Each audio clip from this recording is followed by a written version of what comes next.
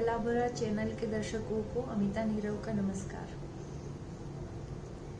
आज मैं अपनी तीसरी किताब, तीसरा उपन्यास सांवली लड़की की डायरी से कुछ अंश लेकर आई हूँ। इससे पहले मेरे दो उपन्यास माधवी आभूषण से छिटका स्वर्णकण और प्रेम कथा पर आधारित उपन्यास जब इश्क तुम्हें हो जाएगा प्रकाशित हो चुके हैं। ये मेरा ताज़ा और हालिया उपन्यास है। इससे कुछ छोटे छोटे अंश मैं पढ़ूंगी। स्कूल से निकलकर कॉलेज जाने को लेकर उसे अजीब किस्म का डर लगा रहता था। कई लोगों से सुना है कि कॉलेज में रैगिंग होती है। उन दिनों रैगिंग को लेकर इतनी सख्ती भी नहीं थी। उसे डर लगता था रैगिंग से। जाने क्या करते हैं रैगिंग में, क्या पूछ लें, क्या करने के लिए कह दें। लेकिन अब इस डर से पढ़ाई तो नहीं छोड़ सकते ना। वह अक्सर सोचती थी कि जो लड़कियां पढ़ाई छोड़ देती हैं वे आखिर फिर करती क्या है। वह तो इस बात की कल्पना तक नहीं कर पाती कि पढ़ाई छोड़कर कुछ और किया जा सकता है। यूं भी घर के कामों में उसका मन तो नहीं लगता था। उस पर यदि कॉलेज जाना भी छोड़ दे तो फिर घर में रहकर करें क्या। तो जो हो, अब ओखली में सिर दिया तो मुसल से क्या डरना। कॉलेज जाना शुरू किया। बचपन के दोस्त के साथ ही आया जाया करती थी। उसके बाल बहुत लंबे और घने हुआ करते थे। सप्ताह में एक ही बार धुलते थे। वह भी ताईजी ही धोया करती थी। उसकी कल्पना से परे था कि वह कभी अपने बाल खुद भी धो पाए। ताईजी ही सारे खटकर्म करती थी। रात को आंवला, शिकाकाई और रीठा भिगोती थी। रीठा उसके शहर में बड़ा और पका मिलता था, इसलिए उसकी कजिन के शहर से छोटा और कच्चा रीठा मंगवाया जाता था, जो जल्दी गल जाता था और झाग भी खूब छोड़ता था। रात में ताईजी खूब तेल लगाकर सिर की मालिश करती। रविवार को रूटीन के काम के साथ ही उनका एक काम उसके बाल धुलवाना भी था।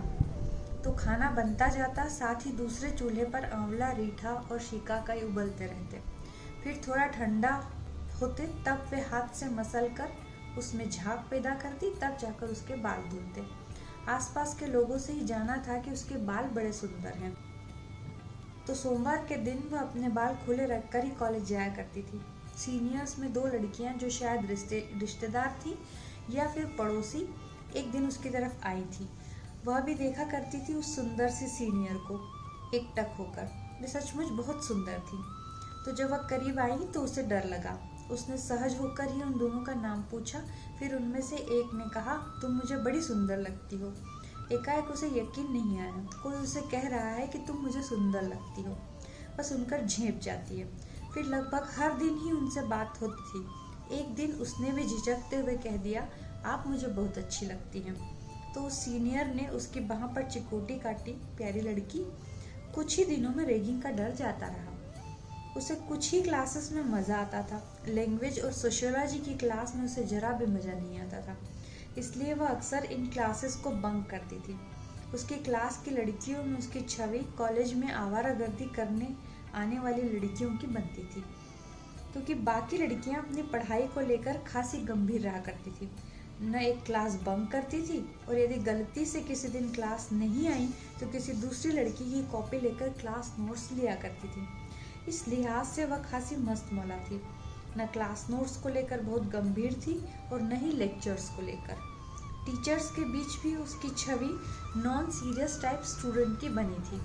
तो उस साल कॉलेज की पिकनिक गांव में बने एक डैम पर थी। कॉलेज की लड़कियां और टीचर्स 4-5 बसों में बैठकर वहां गए थे। सारी लड़कियां अपने अपने घर से टिफिन लेकर गई थी। दिन भर मस्ती धूम होती रही। गाना बजाना और चुटकुलेबाजी में दिन गुजर गया। खूब घूमे, खाना खाया, थक गए थे। शाम भी होने आई थी। घर लौटने का समय हो चला था। टीचर्स ने एक एक को बस में चढ़ाया। इतना खुले में शाम को उतरते उसने पहली बार देखा था।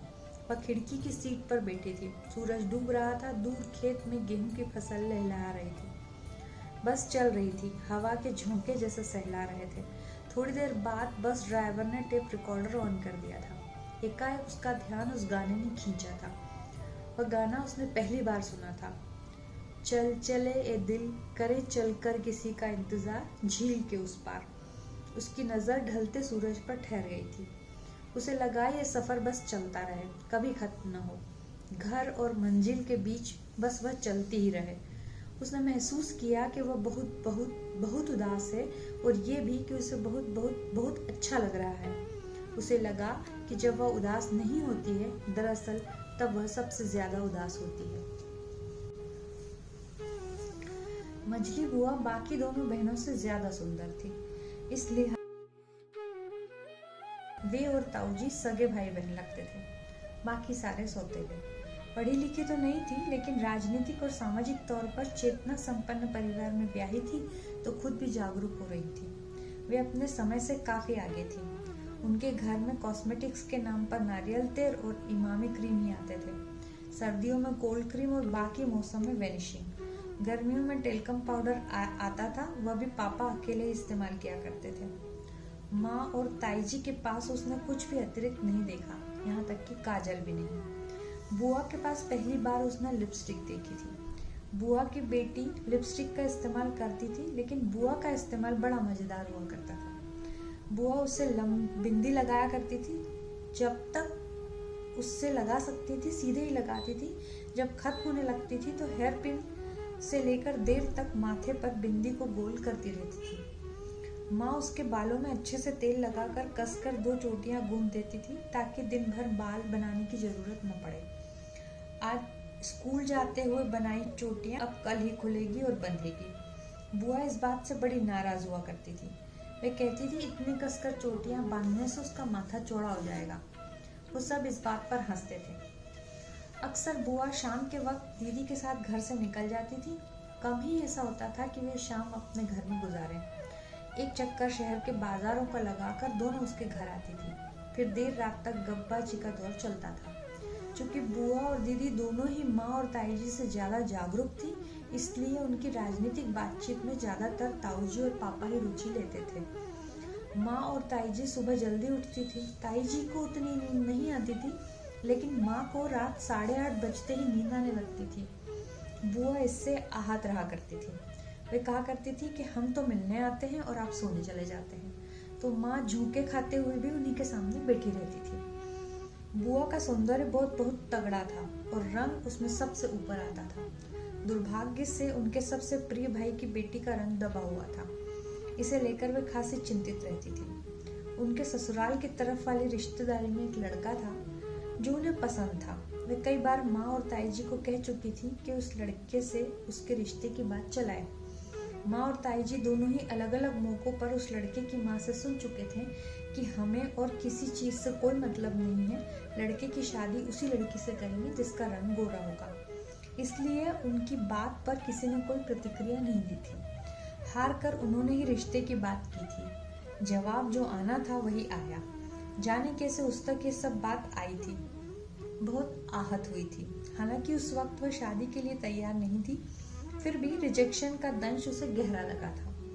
उन दिनों वह सोचा करती थी जब उसकी पढ़ाई पूरी हो जाएगी तब वह 1-2 साल घर से नहीं निकलेगी। वह महसूस करती है चेहरे को छोड़कर शरीर का जो हिस्सा ढका हुआ रहता है उसका रंग साफ होता जाता है। वह सोचा करती थी जब पढ़ाई खत्म हो जाएगी तो वह चेहरे को छोड़कर बाकी पूरे शरीर को ढककर घर में ही रहेगी। 1-2 साल में तो उसका रंग साफ हो ही जाएगा। फिर खुद ही ये सवाल करती थी ऐसा क्यों करेगी, और यदि ऐसा ही करना है तो पढ़ क्यों रही है, यही कर ले। जवाब नहीं मिलता है उसे। धीरे धीरे उसने खुद को इस सब से अलग करना शुरू कर दिया। उसने माना कि अब यही जीवन भर चलना है, न उसका रंग बदलना है और न ही दुनिया। तो क्या वह मर जाए? नहीं, बिल्कुल नहीं। उसे खुद को अलग तरह से स्थापित करना होगा। उसने खुद को दुनिया से काट लिया, किताबों और पत्रिकाओं से दोस्ती कर ली। समझ आए ना आए पढ़ा करती थी। लगातार एक न एक दिन तो समझ आएगा ही। ताऊजी के साथ चर्चा करती, अखबार पढ़ती, बड़ों की बहसें सुनती, शांति से चीजों को जज्ब करती। उसने खुद को बाकी हम उम्र लड़कियों की दुनिया से बिल्कुल अलग कर लिया था। कपड़ों, कॉस्मेटिक्स, किचन और फिल्मों की बातों से दूर कर लिया। दुनिया को समझने की कोशिश में उलझ गई। उसके बाद उसने अपने सांवले रंग को अपनी प्रेरणा बना लिया। शुक्रिया।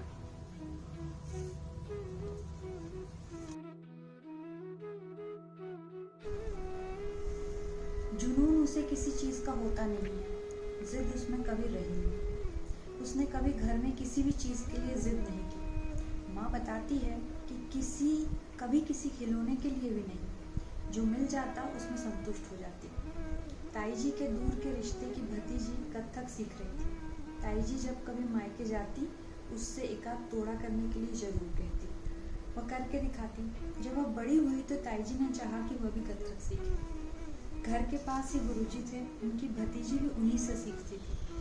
ताई जी खुद उसे लेकर गई और उसका नाम लिखवाया। कथक करना खुद उसे भी पसंद था, उसने शुरू भी किया। गुरुजी का घर उसके घर के पास वाली गली में ही था।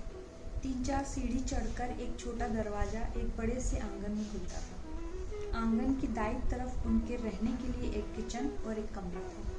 किचन और कमरे के सामने की तरफ वॉश एरिया और लेटरिन बाथरूम, उससे लगी कच्ची जमीन पर तुलसी, गुलाब, गेंदे जैसे मौसमी फूलों के पौधे और उसे घेर कर रखती एक मुंडेर। आंगन के आखिरी छोर पर एक बड़ा सा हॉल था, जिसमें 2 दरवाजे और एक बड़ी सी खिड़की थी। दाहिनी ओर के दरवाजे के पास हॉल की चौड़ाई में बड़ा और चौड़ा चबूतरा था।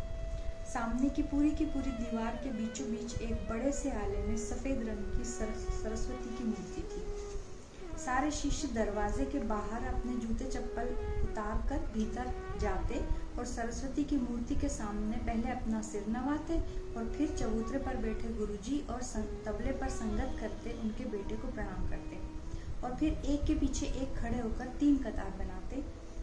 फिर रियाज शुरू हो जाता। ताई जी उसे लेकर जाती और देर तक बाहर मुंडेर पर बैठकर खिड़की से उसे रियाज करते हुए देखती थी। सब कुछ ठीक ही चल रहा था, लेकिन कुछ दिनों बाद उसके पैर दर्द करने लगे। हर रात वह सोते से जाग जाती, उठकर रोने लगती। माँ बताती है कि जब वह 3 महीने की थी तब उनकी नानी की मृत्यु हो गई थी। तब माँ उसे ताई जी के पास छोड़कर अपने ननिहाल गई थी। उसके बाद से वह कभी माँ के पास जाकर नहीं सोई। जब कभी बीमार होती तब 2-4 दिन के लिए माँ पापा के साथ सोती थी। ठीक होते ही फिर से ताई जी ताऊ जी के साथ। जब वह रात को जाग कर रोती थी तो ताई जी और ताऊ जी दोनों ही जाग जाते थे। शुरू में दोनों उसके पैर दबाते, उसे आराम मिलता और जब वह सो जाती तब ताई जी ताऊ जी सोया करते थे। बाद के वक्त में पैर दबाने से भी आराम मिलना बंद हो गया तो रात को ताई जी उसके पैरों में केरोसिन लगाती और पट्टा बांधती। जब वह सोती उसके बाद ही वे सोती थी। ये सिलसिला कई दिन चला। अंततः उसने ये कहकर डांस क्लास जाने से इनकार कर दिया कि उसके पैर दर्द करते हैं। ताई जी ने उसे बहुत समझाया, लेकिन फिर उन्हें भी लगा कि उसे तकलीफ होती है, इसलिए उसका डांस क्लास छूट गया। ताई जी को कई साल इस बात की निराशा रही। जब कहीं वे अपनी भतीजी को डांस करते देखती, उनके मन में उसके लिए हुक उठती थी। शायद उन कुछ महीनों कथक सीखने की वजह से वह शादी आदि मौकों पर थोड़ा बहुत डांस भी कर लिया करती थी। कॉलेज तक आते जाते उसे नवरात्रि का जुनून होने लगा था। पूरे 9 दिन गरबा, हर दिन क्या पहनना उसका जुगाड़। उस वक्त तक न तो इतना पैसा हुआ करता था और न ही बाजार इस कदर फैला हुआ था कि नवरात्रि के लिए सजता।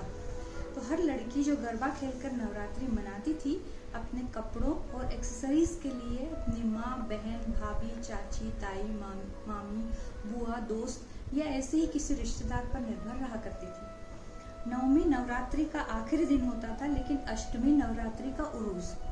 उसने भी तैयारी की थी। भाभी की शादी का लहंगा चोली उस दिन के लिए तय हुआ था। भाभी के बड़े गोल्डन झुमके भी। जब तक वह गरबा पंडाल में होती थी, ताऊ जी उसके साथ ही होते थे। गरबा जब खत्म होता तो शहर के दूसरे पंडालों का चक्कर लगाकर वह और ताऊ जी देर रात तक घर पहुंचते थे। घर परिवार की शादियों में गरबे का चलन बहुत आम था। सुविधा ये होती थी कि इसमें वह लोग भी शामिल हो पाते थे जिन्हें कायदे से डांस करना नहीं आता था। स्त्री पुरुष का झंझट भी नहीं होता था। तो शादियों में गरबे से शुरू हुआ जश्न समूह और फिर सोलो डांस तक पहुंचता था। कई लोगों ने कहा उसमें खास किस्म की लज्जा। दशहरे का दिन था। घर में बहुत लंबी खिचखिच के बाद तय हुआ कि मिठाई बाहर से ही मंगवा ली जाए। पापा रसमलाई लेकर आए थे, माँ ने आलू बड़े बनाए थे। खाकर वह शाम की तैयारी में लगी थी। ताऊ जी के साथ दशहरा मैदान जाना था रावण दहन के लिए। कजिन आए थे मिलने। उन्होंने बताया कि अष्टमी की रात कुछ आवारा टाइप के शोहदे जो शराब के नशे में थे, किसी से उसके बारे में पूछताछ कर रहे थे।